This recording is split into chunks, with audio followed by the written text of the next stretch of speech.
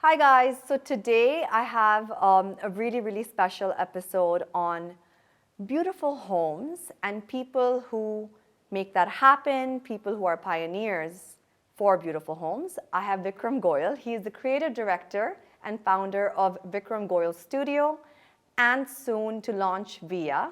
I also have Manju. She was the first editor of AD in India. She is the co-founder of Kash Foundation and also the creative director and editor of Beautiful Homes. So now, just casually, between us, you are a pioneer because now you work with Asian Paints. There's a property called Beautiful Homes.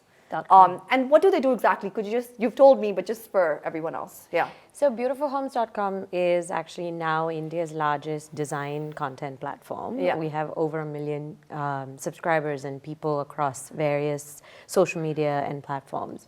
But it is also the brand of Asian Paints design business, which about 5 years ago got into all sorts of things from furniture, interior design services, to wallpapers, wall coverings, and a whole slew of products. So Beautiful Homes is now a brand that sort of signifies design.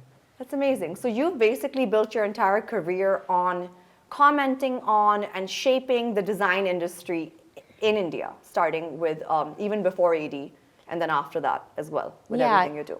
I mean, I've been lucky enough to sort of find myself at this point where there's this huge transition that has happened over the last decade and a little more than a decade with houses in India. So it's been fascinating watching how tastes have changed, how people are creating their homes now. Yeah. And, you know, I mean, it tells the story of how we've really changed and evolved as people. Where India is at in terms of Absolutely. their homes. And I'm going to get back to you on this because I do believe there's a huge shift even after COVID on how much people are spending on their homes and how the home has become an even more important part of people's spending. And then Vikram, of course, I've known Vikram for very long because when we were making our houses in Delhi like a long time ago, the person who was making our house, Jean-Louis, who's wonderful, was a big fan of Vikram. He was like, Vikram has the most beautiful stuff. So you make, correct me if I'm wrong, really beautiful objects for the home. So it could be anywhere from installations to pieces of furniture, right? That's right. So we have our studio based in New Delhi, and we have about 150 artisans and designers and managers, etc. And we produce what they call collectible design. Collectible design. Cuts across furniture. So basically, why should a table look like a table? And this is, you know, it's the whole idea of giving an artistic lens to things of functionality. So we're really kind of marrying form and functionality. And the studio has been in place for about 2 decades now. And we're also launching Via, which is our Pret line, a more accessible line, which is cutting across different crafts. So we're moving beyond brass to cane and rope and soft furnishings. And, you know, India is just such a fantastic place to work with in terms of craft, and probably like no other country. And we're just having fun experimenting, getting into each of these different work clusters, as they call them. And you both were at India Art Fair this time. Yes, we kind of, we were at India Art Fair last year, and then this time they had a special pavilion dedicated to design. So we had a great presence at the art fair. And you have a lovely foundation through which you do beautiful shows as well, right? Yeah, so I'm co-founder of a foundation called Kash, where we have a gallery, but we also have a foundation. And what we do is we work with craft. So we work with artisan clusters and craftspeople and artists and designers who are willing to work only with indigenous materials. So we were part of the institution section actually at the art fair this year, which I think was probably the biggest and sort of most eclectic editions of the fair because it was the 15th year of the art fair as well. So it was our first turnout at it, but it was fantastic. Okay, let's talk about the art fair for a second, because I remember like many years ago when I went, it was started to as more Delhi people, like the local people would just go check it out, and now it has come to a point where it's like on everyone's calendar in India and outside of India. People who love art, design, they really work their calendars around to make it to the art fair. It's become quite an institution. I mean, I'd say from last year to this year, it's been phenomenal in terms of what the organization behind it, the thinking, and the organizers have been on this kind of museum, art fair, design fair kind of loop, attending everything. So they're really putting their minds at it. Jaya Asokan, the head of the art fair, and her incredible team, have really thought about, from how wide the corridors should be to the kind of mix of putting different kind of galleries, artists together. So, and it's getting better and better. And this time was fantastic in terms of the talks they had outside, the showing space, the people from various museums, art galleries, and of course, various viewers and collectors. It was quite phenomenal. So I think there's two kind of things that they've done. One is they've diversified into design, which is a really important, I think that departure is very interesting. The other thing is also they've really focused on new collectors and young collectors, by which I mean people who are just starting to collect. Right. So their Young Collectors program, also just the different, sort of the eclecticism of the kinds of galleries and organizations that were part of it. So they're also working to create a larger band of people as buyers and consumers, which I think is really interesting. And I think we're seeing this huge upward trend in art collecting in India now, similar to say maybe like 15 years ago. That's amazing. And you're also seeing kind of record prices for some of the masters. So you also so there is that kind of tension in the air as to who's the next big star coming out of the art market. So it's a booming. It's mirroring what's happening at the high end of the economy. At the stock market and the residential property market, and in real estate in general. So prices are hitting new records, and there's a lot of interest in all kinds of art. Right. And design. Your pieces as design pieces for the home, so whether it's a piece of furniture or, as I said, I saw something really interesting on your Instagram. Was it a Balaji statue? It was. And it got a lot of So here's the thing. Yeah. This is one of our studio's signature techniques is this work of Repoussé, and basically it's relief work. And even though most of our work is kind of very in the contemporary sphere, and with our organic abstract forms, we have this one kind of set of works which are very decorative, which are the Balajis and more deities and Tree of Life, etc., which have a huge audience in India. Huge audience, and yeah. that work pays for the experimental work because there is a market here. So, and in a country where there is room for both the representational and the contemporary organic or abstract, I think it was a challenge. How do you fit both of those? Like in an art fair, I did not show the Balaji for obvious reasons. You want it to be under a very collectible design, artistic genre of work. Right. But there's a great demand for it from clients, and so we make them. I mean, it was beautiful. What I saw was probably the most beautiful of that I've seen ever. That really was, I think, our most exemplary form of Repoussé craftsmanship. Yeah. So it's interesting. I was telling Vikram, I was on my way into the art fair and I met a friend of mine from Hyderabad. She's a dancer. And I was like, oh, what are you doing here? Like, she's flown in all the way from Hyderabad. I met her parents. I won't name her. But she was like, oh, I'm making a new house and I have come here for Vikram Goyal. I'm very flattered.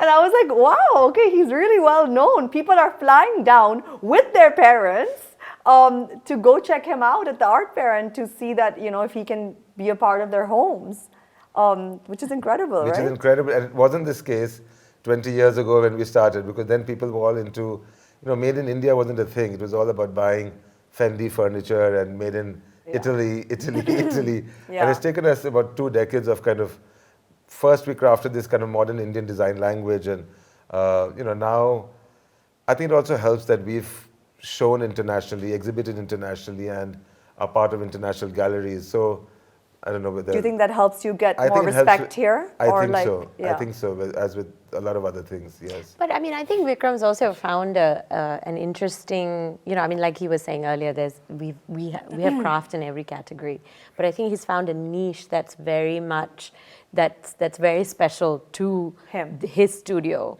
And yeah, I mean, and it's been it's been more than a decade, and it's been an interesting thing to watch, and quite special. But And as really an editor, when she says studio, I mean, really what's made this possible, our work possible, is the fact that we have a workshop, or they call it a karkhana.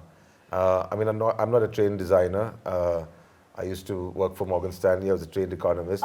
And nor am I an artisan. But because we have this workshop with a whole bunch of people working in it, from designers to artisans to production people, we are able to stretch the boundaries of what can happen with working with a particular material. If you go to a vendor, they're going to give you no time for sampling. Right. So because we have a workshop, we're able to stretch it and sample whatever we want, and also go for scale, which we do a lot of, where we're really able to say, okay, no, make this 6 times larger in scale what you normally would have done with a work of art. And it's only possible because we have this whole team working under this workshop. Right. So you can really specialize things and customize So you can really things. specialize things, also. customize things, and most importantly, take risks. And without taking risks, it's difficult to kind of break through barriers. Yeah.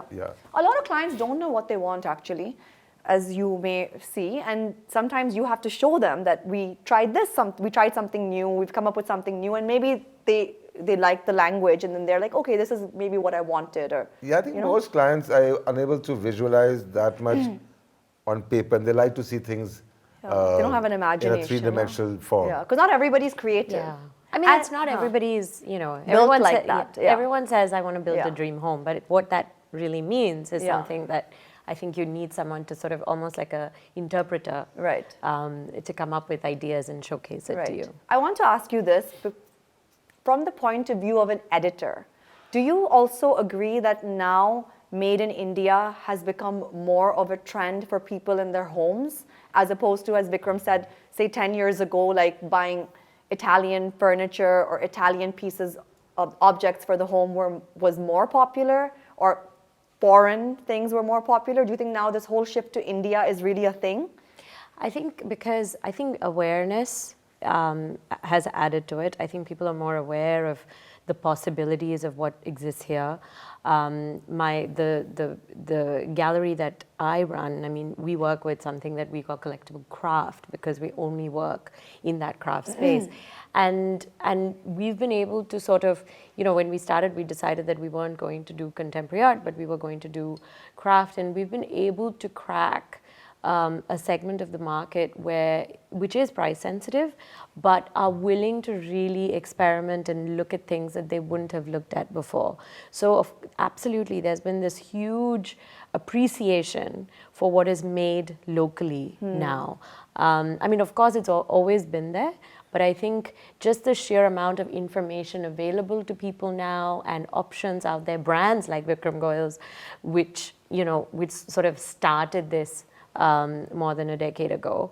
I think now there's just this opportunity and appreciation, and all of these things have sort of come together at the right time. I think, and to add to Manju's point, I think there's, when you look at it from a supply and demand point of view, there is an increasing number of very talented people working with craft in India, as I said. That has increased. That has increased, whether it's Manju or various other people, the Chanakya School of Art. I mean, there are various people who are experimenting and making contemporary things, or things relevant for today's living with craft. So there has been a whole shift.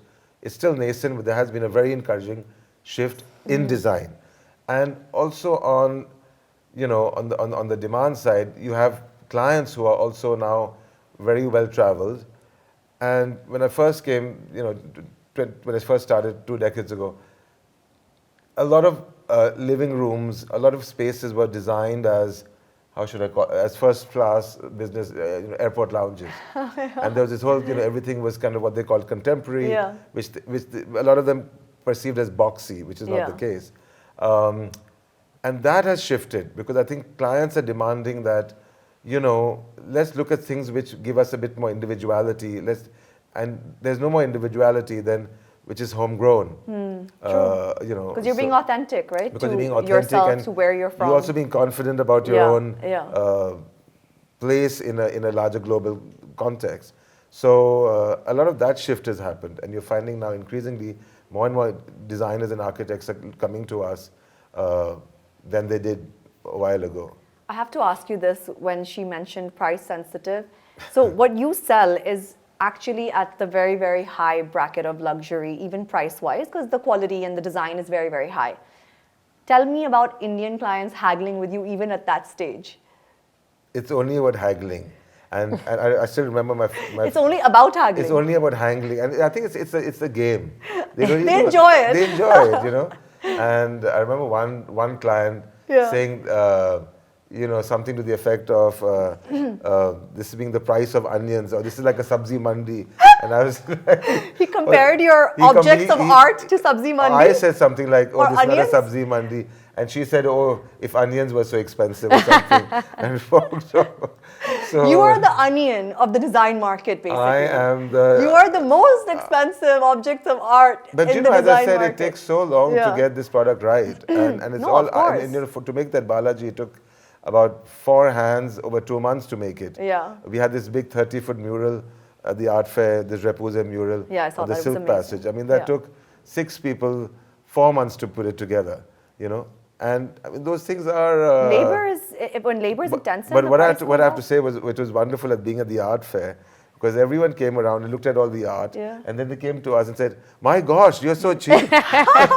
Yeah. So it was, you know, so we have a permanent position at the art fair. At the art fair, you're competing with Ai Weiwei, so And you know. another Indian artist. I don't mind competing with Ai Weiwei. Oh, that's hilarious. That's so true, actually. It was totally true. So if they put everything in context, and you know, Yeah. there was artistry in what we were producing, and it was craft, and you know, it served a function, and we were still cheaper. It's hilarious. So I wanted to touch upon what I said earlier, that after COVID, because I think everyone spent so much time in their homes, they realized that it's really important for homes to be beautiful and functional because they have to sit in it for a very long time. A lot of people after COVID didn't go directly back to work. They started working part-time. So investing in the home because they were spending more time in the home became more important. So I just want to know what you think about this. Is this true? Because I feel like it's true for at least in my little friends and family community, you know? I think as with a lot of things in interior design as well, there's the post-COVID interior design. There's pre-COVID and there's post-COVID. Because so what's the difference? So I think, as you were saying, most of us now have hybrid work situations. Many of us have hybrid work situations.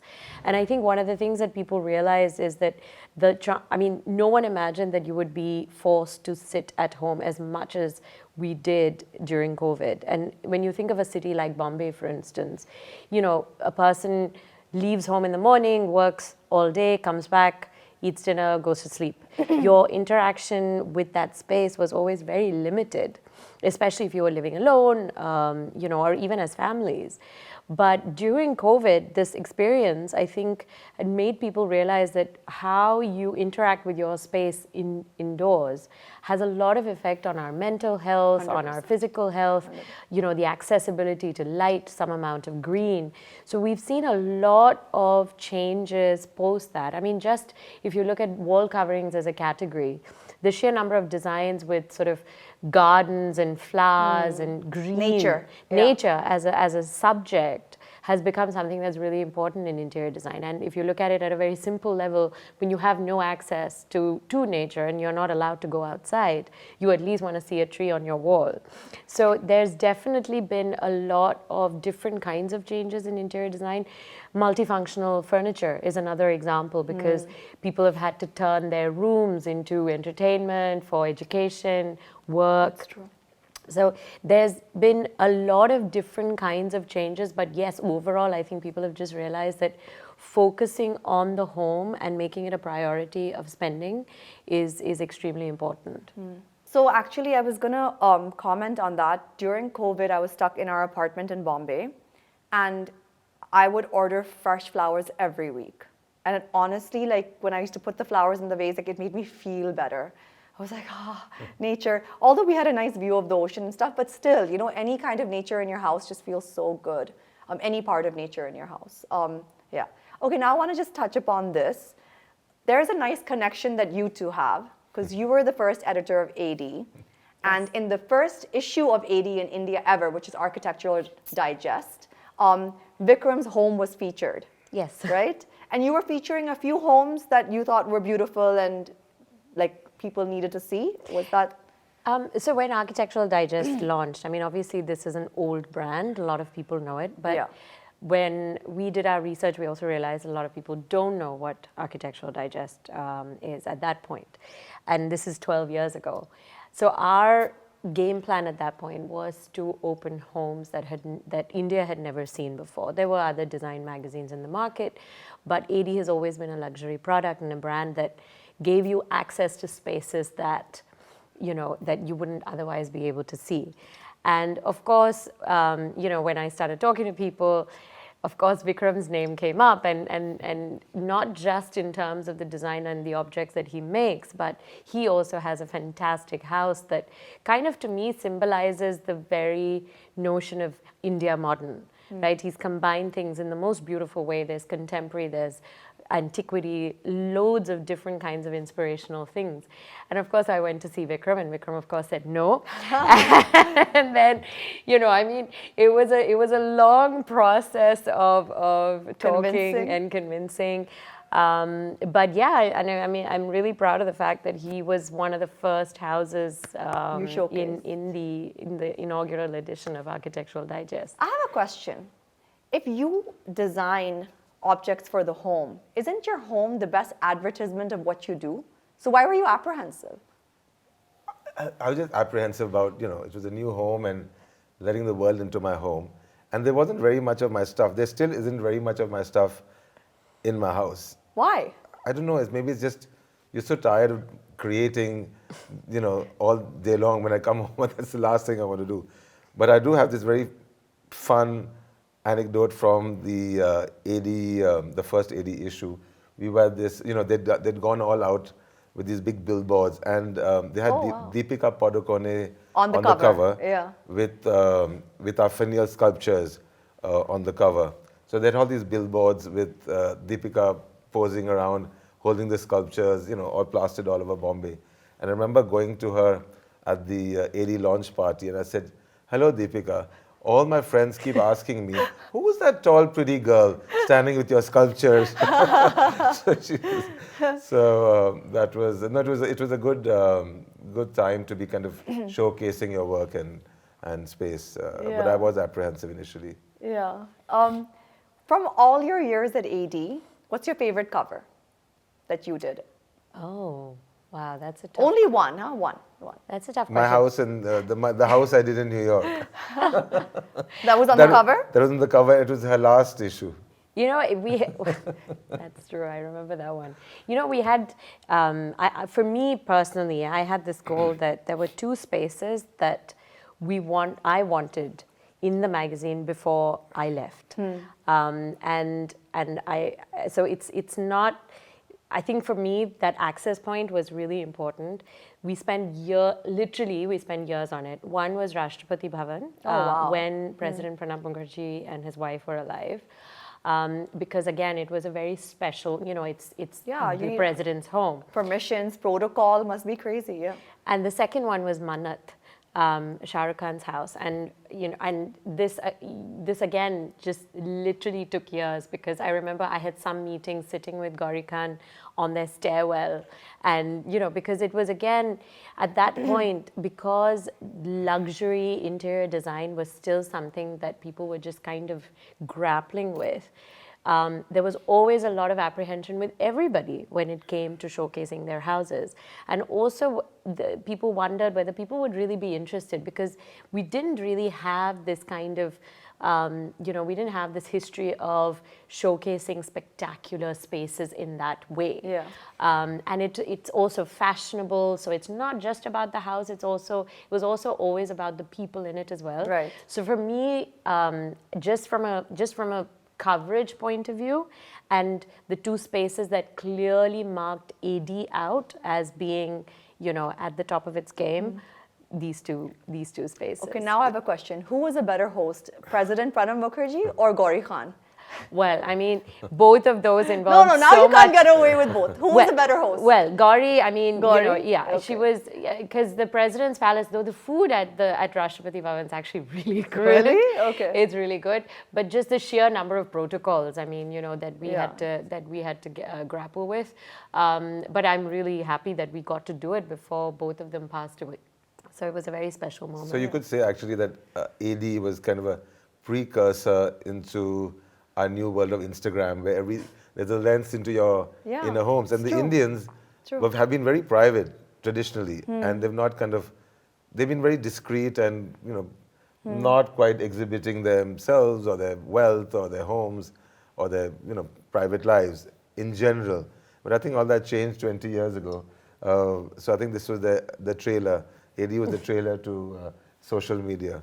But that's changed now, no? It's completely changed. People love to show their homes, It's only about showing, their wealth, their whatever it is. Yeah. Now, because of is it social media? I think it's social media. I mean, I think when, with AD, we had this sort of lens that we were going to, that it wasn't going to become sort of this thing where you were just kind of snooping around somebody's house, but you were trying to also tell a story about contemporary design in India at that moment. But I think with social media, what's happened is that, one is just that this category of design has just grown immensely. Huge. There are design influencers. Yes, and the number. Instagram has been fantastic for our work. And interior design has changed. I mean, one of the very funny things that has sort of happened ever since, I would say, magazines like AD came out, is that stylists who used to work with us are now sort of, they finish interior design projects for editorial coverage. So editorial coverage has now become the primary objective of, almost the primary objective of interior design, because you get a stylist in. They want to showcase their work. Yes, so you get a stylist in. The interior designer themselves will get a stylist in at the end just to prop a space, to take pictures that they can then use to disseminate to editorial publications, which was never, I mean, even when AD launched, I mean, we went into houses, we fixed things. Now you don't have to go to people, they'll come to you with content. Yeah. And I think... And now there's a whole competition, there's a whole want to be part of the AD thing, right? But also in general, I think content has become the primary motivation, even when you're putting together houses, and which I think, that's something that I'm a little bit critical of, this idea of creating a house for editorial coverage. But says Manju, whose first cover was exactly that. It was a style, the cover, the inaugural issue of AD was, go ahead Manju, tell us. So it was, but it wasn't their house. It wasn't Deepika's house, it was a style. You recreated her house. So what she didn't recreate the house. No, so what we created... She used elements of the house. We took elements of the house. We took elements of the house because honestly, when AD launched for us, Deepika was the more important factor. Right. Because... And she was going to sell your magazine. Exactly. Right? So that's why and she was in competition with Vikram's sculptures, because like I said, people didn't know the brand. Yeah. And we knew that we needed somebody to sort of, stand out, and someone at the top of their game who understood what the brand was about. Yeah. But what I'm saying today with interior design is when you have private spaces and you are propping the private space, not necessarily, for any other objective other than editorial coverage, I think that becomes a bit tricky, because when the shoot is over, you're going to take everything back and your house is going to look a little bit empty. I think on that note, it also gets tricky when publishers are using, and there's a disconnect with the editorial side of it, and they're using so-called celebrity homes on the cover to sell the magazine, because then the reader is going to think that this is an editorial decision and this is good taste, whereas actually it's been some other kind of premium on being a celebrity which has allowed for that cover to appear. But that I think is always going to be there. With AD, for instance, internationally as well, for over 100 years, the whole I'm just saying celebrity is the thing that sells the... any editorial content, people do depend on known faces, celebrities, their equity in the market, right? Unless, you're very, very established yourself as an editorial magazine or whatever it is, you do need, and even the established ones do need that kind of like those eyeballs every now and then as well. You know? And I think in media Yeah. now, especially in India, I mean, yeah, and it has always been. I'm not that much.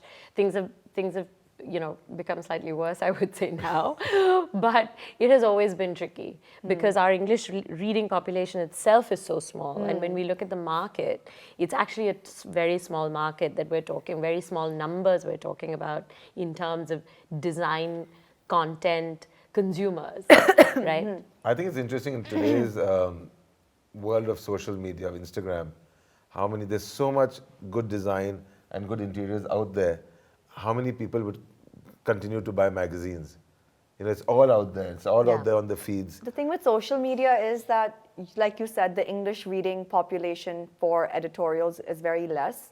But with social media, you don't need to be an English reading population. You're just consuming images. You're just consuming and images. captions are very exactly. small. So like you may not be English speaking, but you may have the wealth or the eye. Yeah. or the eye, and you Or may the want to buy interest, yeah. something, and you may be a client, which is kind of nice. That part of it is kind of nice. That's what's broadened this market now, Yeah, you know, over these years. So it's now a much larger demand market and consumers because of social media. Yeah. Because many more people have access to the imagery and information, and it's a fantastic discovery platform. Who's your favorite design influencer on social media?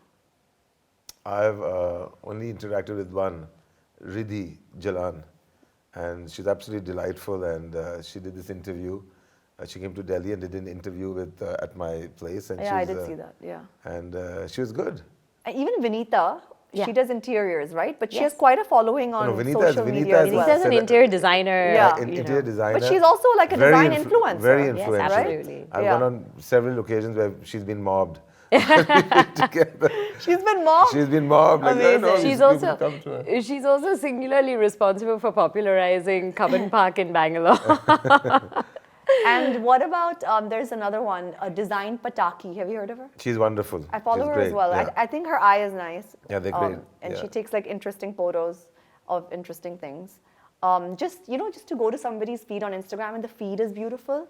Like all the photos kind of aesthetically, all the colors flow into each other nicely. Not that I do it for mine, but when other people do it, I really like it. So I feel like Design Pataki has a very nice like flow to her feed. It's a platform. It's actually a content platform. It's a content platform. Yeah, exactly. I like her. Okay, so what do you guys think is the future now of design in India? Like I was talking to some friends, like you had mentioned earlier, like some young friends who want to start investing in art, and they were saying that basically the Indian art and design industry is going to boom. As we're seeing with the design show and the art fair, etc., you can tell that it's just getting bigger and bigger. Do you think that now this market is ready to boom? Is there a lot of outside investment coming into the design industry in India? Well, I think you had a first start with international galleries such as Carpenter's Workshop, focused on design, come to the art fair. I think the next stage is when design actually starts getting marketed and sold as limited edition pieces, what they call collectible design. Yeah, which is what you do. Which is what we do. Yeah. But there's a gallery who kind of represents that. So we are represented by a gallery in Milan, Nilufar, which is one of the world's top design galleries. But we've yet to work with a gallery in India. So I think once this whole approach starts taking roots in India, then I think we'll start seeing some more traction. So I'm a great believer in increasing the size of the market.